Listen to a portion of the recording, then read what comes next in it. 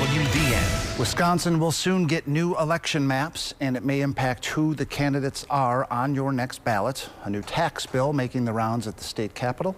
CBS 58's Emilee Fannon, WisPolitics editor J.R. Ross discussed that and more in tonight's Capitol Connection.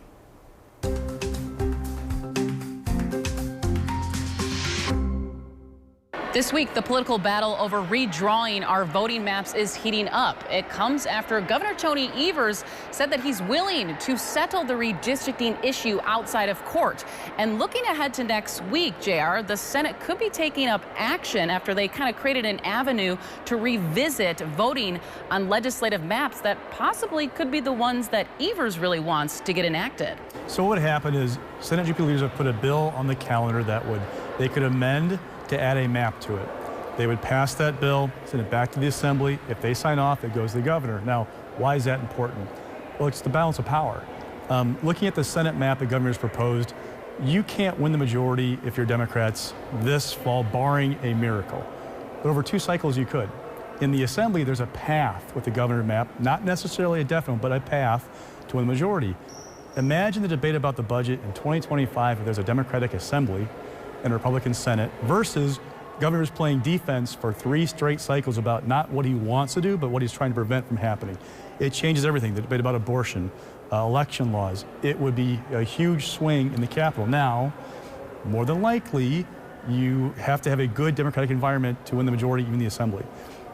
You might get a 50-50 win a presidential race. That means candidates, money, message, they matter. There's no guarantee for Democrats. But you're talking about going from fighting for being a super minority to being close to 50-50. That's a huge change in the Capitol. And this week, the Budget Committee also cleared the way for a $2.2 billion tax package to be up for a vote on Tuesday in the State Assembly. Now, we've talked about these bills before.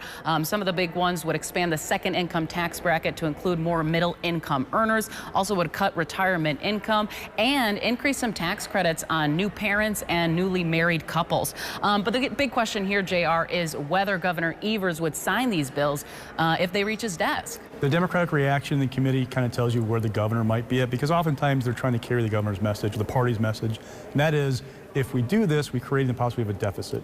So don't forget, budgets kind of carry on. So we have a projected surplus north of $3 billion to end this biennium. That's a lot of money. What Democrats worry or warn is, if you spend all of it, then you put us in a position for the next budget where we might be in a hole because growth in revenues might not match expected expenditure increases. They're also thinking about those maps. If they get a different complexion in the Capitol, the debate changes. Rather than like trying to prevent stuff, you can do stuff.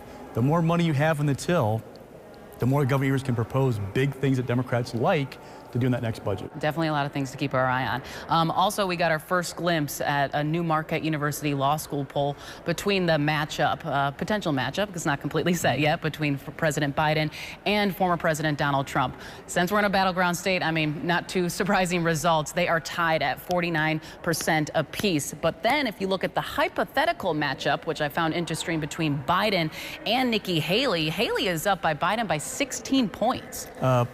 Charles Franklin, poll director, talked about this in the presentation, that it's a reflection of the unhappiness with Joe Biden, but Donald Trump's baggage creates a unique situation.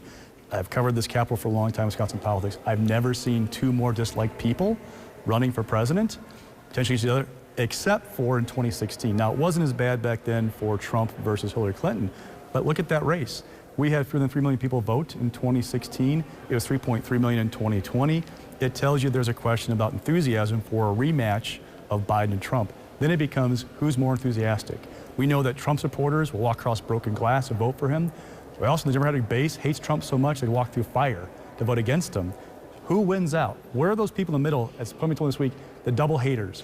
Who do they go for in an election like that? That could determine who wins Wisconsin in November. And enthusiasm is going to be a big question to have, because we're already hearing it now that some people might just want to stay home. All right, that will do it for this week. Thanks so much for joining us.